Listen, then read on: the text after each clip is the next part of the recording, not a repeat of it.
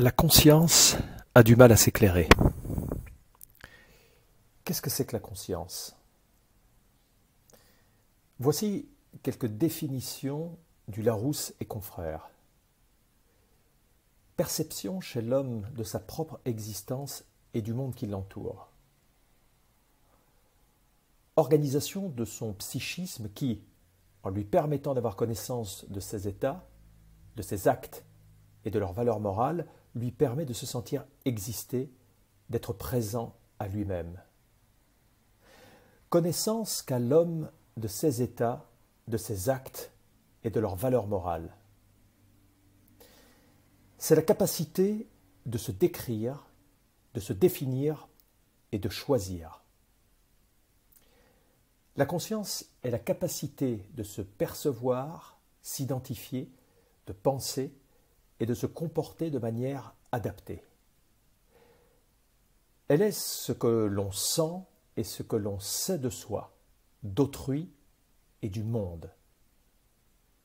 En ce sens, elle englobe l'appréhension subjective de nos expériences et la perception objective de la réalité. Par elle, enfin, nous est donnée la capacité d'agir sur nous-mêmes pour nous transformer. Ce serait donc une forme d'intelligence véritable qui nous permettrait de percevoir notre environnement. Cette intelligence nous permettrait de l'analyser finement et instinctivement et ainsi prendre des décisions justes. Les fameuses décisions en notre âme et conscience. Une sorte de cadeau divin, un GPS psychologique censé nous diriger vers le bon chemin. Ainsi, à chaque moment de votre existence, vous recevez des messages d'alerte envoyés par le biais de différentes fréquences avec plus ou moins d'intensité. Votre corps est un réceptacle truffé d'antennes, de ramifications nerveuses qui jouent le rôle de récepteur. 24 heures sur 24, nous sommes bombardés d'informations relayées par le filtre de notre conscience, par le prisme de notre échelle de guidance. Cette extraordinaire intelligence nous dicte avec précision les décisions les meilleures. Celles que nous devrions prendre pour se sentir mieux, pour avoir une existence heureuse, pour notre santé, pour notre salut. Notre guide intérieur, la merveilleuse échelle de guidance, nous informe, nous fait ressentir si la direction que nous sommes prêts à prendre est bonne ou mauvaise. Notre conscience est protectrice, bienveillante. Elle est notre instinct de survie. Mais alors, que s'est-il passé? Comment en sommes-nous arrivés là? Pourquoi sommes-nous en train de nous éloigner de qui nous sommes vraiment? Par quelle magie noire les humains seraient-ils devenus incapables de se référer à leur conscience? Quelles sont les idées, les substances, les conditionnements qui ont rongé petit à petit l'intelligence de l'esprit? Je pense que c'est un ensemble de facteurs aliénants qui ont fini par avoir raison de notre raison. L'irresponsabilité, le manque de discernement, l'illogisme, la déficience croissante de l'acuité, la violence. Nous voyons se produire de plus en plus de phénomènes qui défient l'entendement. Nous nous encourageons nous-mêmes, et l'on nous encourage surtout, à grand renfort de manipulation, à utiliser de façon outrancière tout ce qui pourrait détruire notre belle conscience. Tout ce qui nous débilise et nous fait vibrer très bas est utilisé contre nous et avec notre consentement, bien sûr. La drogue détruit notre conscience et nous en consommons de plus en plus. On va même jusqu'à la légaliser. On pourra en consommer encore plus et en toute impunité morale, puisqu'on a le droit. C'est l'État protecteur qui nous l'autorise et qui nous engagera certainement à la surconsommation, comme pour tout le reste. Comment peut-on être conscient de ce que l'on fait lorsque l'on se drogue? Comment pouvons-nous accepter l'autodestruction? De toute évidence, la conscience, la vraie conscience, celle qui nous a été offerte à notre naissance, n'est plus.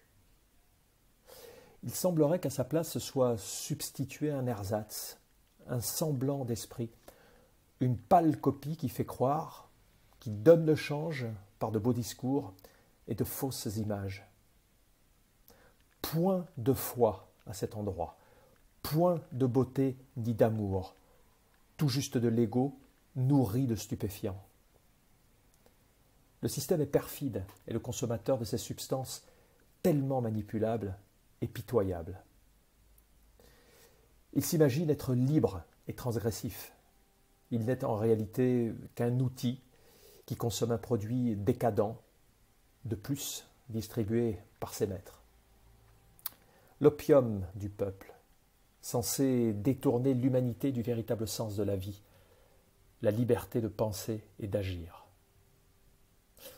Les simples cigarettes participent, elles aussi, à cet engorgement de la conscience. Elles empoisonnent le corps et l'esprit et remplissent insidieusement l'ensemble de vos cellules de substances et de métaux toxiques, sans parler de ce que cela coûte et de cette odeur pestilentielle.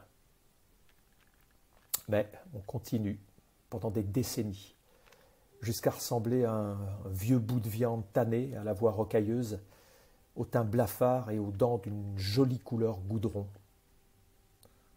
Fumer tue, fumer donne le cancer. Mais tout va bien. Cette conscience censée nous prévenir qu'il y a danger ne donne plus signe d'existence, elle s'est évaporée en fumée. Même chose pour l'alcool. Là aussi, nous sommes stimulés et nous nous stimulons. Peu importe l'état pitoyable dans lequel nous laissent les breuvages spiritueux, les maladies, la déchéance sociale, la mort. Des dizaines de milliers de morts chaque année en France liées à la consommation directe d'alcool.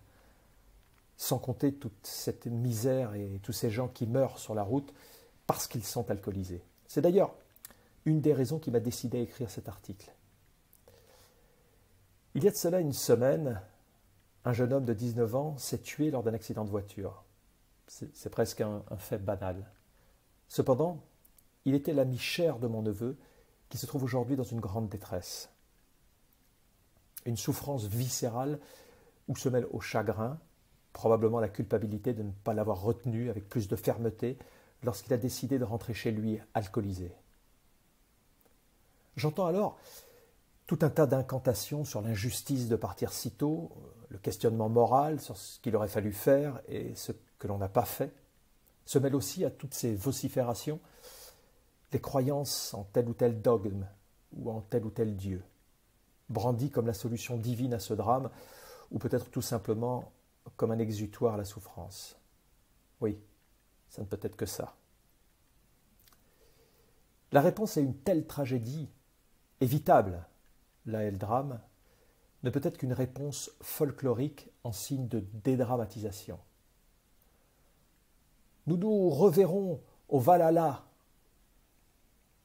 Ne serait-il pas plus conscient de stopper l'alcool afin d'éviter que tout le monde ne se retrouve prématurément là où officie Thor et Odin?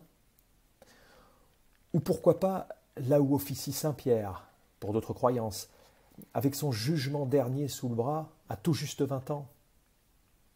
Très curieusement, je n'ai pas l'impression qu'aucun de ceux qui ont été touchés par cette mort avant terme ait décidé de ne plus toucher une goutte d'alcool par amour pour le défunt et par amour pour eux-mêmes. Tout simplement prendre une décision saine par un esprit sain. La conscience serait-elle aussi tellement alcoolisée qu'elle serait incapable de comprendre? Oui, probablement. Je n'en doute pas un instant. Si ce n'est alcoolisée, en tout cas dispersée aux quatre vents de l'incohérence. Le conditionnement par les médias, le conditionnement institutionnel, la toxicité des médicaments, la surbouffe et la malbouffe, la manipulation au sein des relations personnelles, etc., etc. La liste des outils d'extermination de la conscience est longue et non exhaustive. Rendez-vous compte à quel point vous n'êtes plus en mesure de vous servir de votre libre arbitre dicté par la vraie conscience. Vous vous assassinez quotidiennement, vous permettez aux pires des poisons de faire leur besogne destructrice. Je ne suis moi-même pas exempt de déviance. J'ai en tout cas fait une partie du travail pour me libérer de mes chaînes. J'ai encore du travail et j'en aurai jusqu'à la fin de mes existences. Il n'y a donc rien de moralisateur dans mes propos. Je constate simplement le désaccord abyssal entre ce qui nous a été donné à notre naissance et ce que nous en faisons. Ce grand écart insoutenable de l'esprit déstabilise notre équilibre et nous projette vers des dimensions où nous nous perdons. Je pense que c'est de là que réside toute cette souffrance, tous ces états dépressifs. La conscience ne reçoit plus la lumière, elle se fane et dépérit pour finir par mourir et disparaître. Pour conclure, j'aimerais soulever un point d'actualité qui concerne l'ultra-conditionnement par le Covid. Beaucoup d'entre vous crient au scandale, au complot. On parle du grand projet de manipulation des masses. Auriez-vous enfin été touché par la grâce ? Un filet de lumière aurait-il finalement réussi à atteindre votre conscience ? Si c'est le cas, ne voyez-vous pas qu'il y a bien longtemps que vous êtes déjà dans la matrice ? Seule la forme change. Covid, alcool, drogue, cigarettes, médicaments, alimentation poison, toxicité médiatique, même combat. Faites le travail. Alignez les chiffres, ceux du Covid par rapport aux autres, et tirez-en des conclusions. Indignez-vous.